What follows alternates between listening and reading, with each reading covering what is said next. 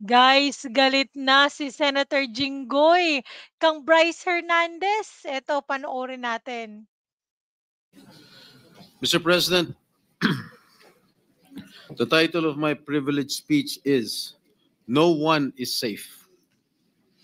Mr. President, my distinguished colleagues, I rise today on a matter of personal and collective privilege. Yesterday, in the aftermath of the Senate Blue Ribbon hearing we held last Monday, my name was viciously, maliciously, and intentionally dragged and attacked at the Tri-Committee hearing of the House of Representatives. My attacker was no less than the person who I moved to be cited in contempt for shamelessly and repeatedly lying under oath about his role in the anomalous and ghost flood control projects in the 1st Engineering District of the province of Bulacan, where he served as Assistant District Engineer and later as OIC District Engineer until he was recently sacked. Mr. President, at the Blue Ribbon Committee hearing, all this person did was to play innocent, feign ignorance, and to try to convince us that he was simply following orders and instructions from his boss. From receiving $1 billion of cash, talking to pseudo contractors, signing falsified documents, all the way to gambling away millions and millions of money stolen from the public coffers at casinos. He claimed that in all of these, he was just following orders. Indeed, when confronted and cornered with a barrage of questions from this representation and our other colleagues about his fantastic and shady lifestyle and dealings, he fed the committee lies and stories that taxed our credulity to the hilt and left us and the public in awful disgust. Clearly, he perjured himself and we cited him in contempt. Bunsod sa aking ipinakulong natin siya. Mr. President, appearing the next day at the TRICOM hearing at the House of Representatives, this former DPWH Assistant District Engineer by the name of Bryce Erickson Diaz Hernandez, or Bryce, also known as Marvin Santos de Guzman, yung kanyang alias sa casino, apparently realized he needed to level up dahil hindi niya nalusutan ang ating Blue Ribbon Committee. Hindi pa sapat ang pagsisinungaling niya para pagtakpan at maisalba niya ang kanyang sarili. So while he was in detention here at the Senate, sabi niya, nakapag-isip po ako at nagdesisyon na maglabas ng ilang nalalaman ko sa flood control project. Tama po, sabi niya, tama po si Senator Lacson na mga engineers DPWH ay tila naging legman o bagman na lang. Kung tatanungin niyo po ako kung sino o kanino kami naging bagman, sasagutin ko na po ngayon. Nakapag-isip? May naniniwala ba dito? Samantalong ayon nga sa impormasyon ni Senator Lacson, habang naghihiring ang Blue Ribbon noong September 1, nasa casino siya at nagsusugal.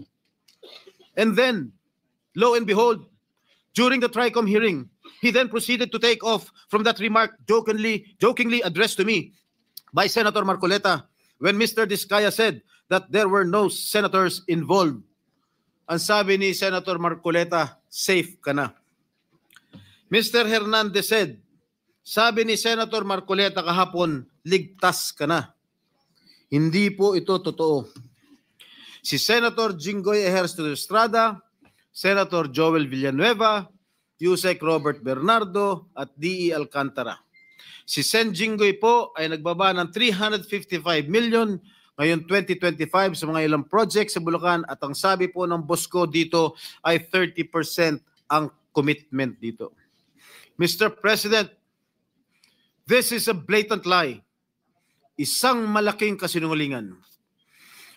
I wish I did not have to borrow your time in this privileged hour to demonstrate how crooked my accuser is. I know most of you have probably witnessed proceedings in the investigations conducted by both houses of Congress where he has so far appeared. But I beg your indulgence in defense of my name, which Mr. Hernandez conveniently dragged to take the heat off him and his cable. A desperate attempt to divert attention away from the real issue, his own involvement in ghost projects and questionable dealings. Batay sa aking mga nakalap na sinumpaang salaysay ng ilan sa mga kawani ng DPWH at mga kasamahan ni Mr. Hernandez, malinaw na sangkot siya sa mga ghost projects sa Bulacan. Pinatotohanan ito ng hindi lamang isa, kundi 3 opisyal na nagsabing siya at si RJ Dumasig, Project Engineer 1 ng Bulacan, 1st District Engineering Office, ay kapwa kasangkot sa mga proyektong ito. Pinatotohanan din ito ni na John Michael Ramos, dating OIC ng Construction Section ng Bulacan, 1st District Engineering Office, Nako. Ernesto Galang, Hepe ng Planning and Design Section ng parehong distrito, at Norberto De Leon Santos, Hepe ng Quality Assurance Section.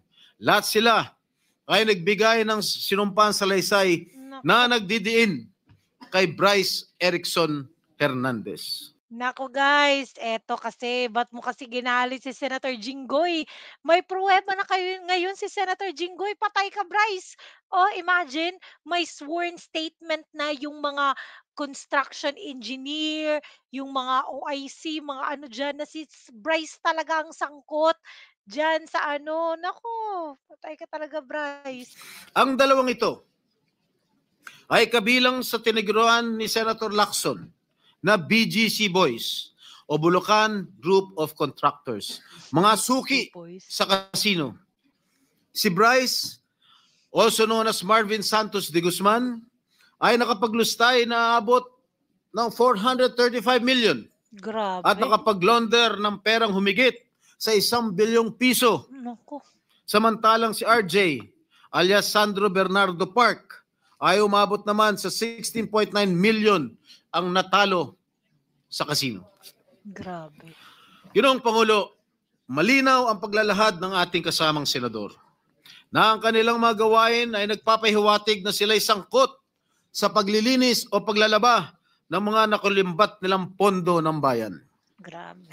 Sa aking pagtatanong nitong nakarang Lunes sa pagdinig ng Blue Ribbon Committee sa General Manager ng Sims Construction Trading na si Ginang Sally Santos, inamin niya na naghatid siya ng kabuuang 1 bilyong piso mula taong 2022 hanggang taong 2025 Grabe. sa DPWH at iniabot yon kay Mr. Bryce Hernandez.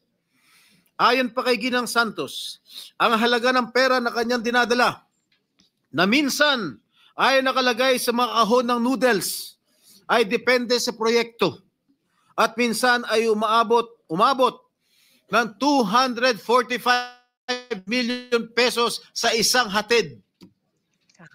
Kapal ng mukha mo.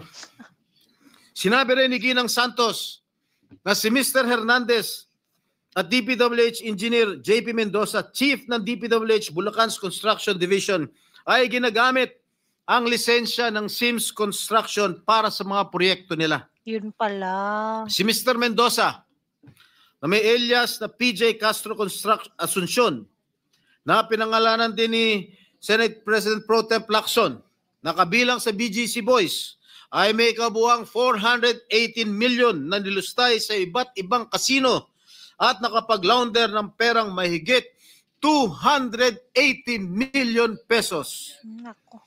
Kung nakakapagpatalo ng 10 milyon si Mr. Hernandez sa kasino, hindi na rin siguro nakapagtataka kung bakit hindi siya nalalayo sa mga diskaya pagdating sa paramihan ng koleksyon ng mga sasakyan. Now, Ito guys, papakinggan niyo, mas marami pa sa diskaya yung mga sasakyan. Tingnan niyo ha, makinig pala. una nang inamin ni Mr. Hernandez na siya at ang kanyang asawa na isang dating rank and file employee ng GSIS ay nagmamayari na mga mamahalang sasakyan gaya ng Dodge Challenger, Toyota Supra at Lamborghini Urus Performante. Hindi ito karaniwang pag-aari ng isang empleyado ng gobyerno. At hindi pa dito nagtatapos ang listahan, Ginoong Pangulo.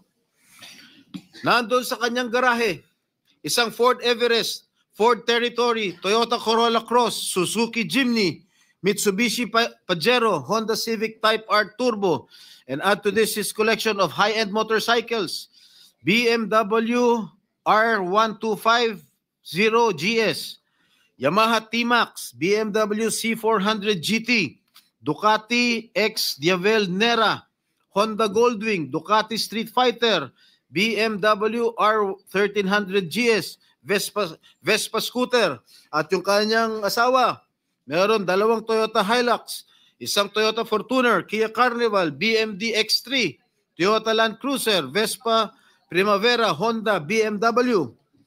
Mga kaibigan, Ginoong Pangulo, Grabe guys, 36 yung pagmamay-ari ni Hernandez, hindi nalalayo sa mga diskaya na 40. Grabe. Bryce Hernandez claims these vehicles are part of a buy and sell business run by his sibling. But why are all these vehicles registered under their names? Totoo. Bakit nakarehistro ang kanilang mga sasakyan sa kanilang mga pangalan kung sinasabi niya buy and sell business itong mga ginagawa nila? Gago. Magkano ba ang sahod ni Hernandez? Sapat ba ang kanyang kita o ng kanyang asawa para magkaroon ng ganitong karangyaan? Mr. President, ginagamit bilang umano'y ebidensya laban sa akin ang mga larawang kuha sa iba't ibang okasyon gaya ng birthday party. Makailang beses ko man na nakaduupang palad si DE, District Engineer Henry Alcantara, kaya ko humarap sa kahit sino at sabihin na hindi ko siya personal na kilala. Mismo ang Pangulong Marcos na nga nagsabi na mga larawan natin ng mga opisyal o public figures ay hindi sapat na batayan para patunayan at masabing talagang kilala natin ang mga nakakasalamuhan natin. To quote President Marcos, alaman naman ninyo, ini-name drop lahat. Magpapakuha lang ng picture tapos sasabihin, o tingnan mo, malapit kami. Sa isang araw, 1,000 yung nagpapapicture sa akin eh. So lahat ng 1,000 na yan, malapit na ba sa akin? People have to be more careful at huwag sila masyadong gullible. Yan po ang sinabi ng ating mahal na Pangulo. Tungkol naman sinasabi niya, hinggil sa isang nagngangalang Beng Ramos na nagpakilala daw ng miyembro na aking staff sa Senado. Malinaw na ipinakita niyang text exchanges sa kanyang cellphone na nangyari ang kanilang pag-uusap tungkol umano sa isang pagdideliver ng pera noong December 22, 2022. Mr. President, 6 na buwan pa lang ako mula nung mahalal muli sa Senado. Wala akong kinalaman or anuman partisipasyon sa budget deliberations para sa 2022 budget. Mag-iimbento ka lang. Sablay pa. Mr. President, there is no one among my staff named Beng Ramos. Wala akong staff o consultant na Beng Ramos. No such person has ever been employed, much less authorized to use my name or act on my behalf. Mr. President, let me just share that even before the resumption of the third hearing of the Blue Ribbon Committee last Monday, I already received warnings from various quarters.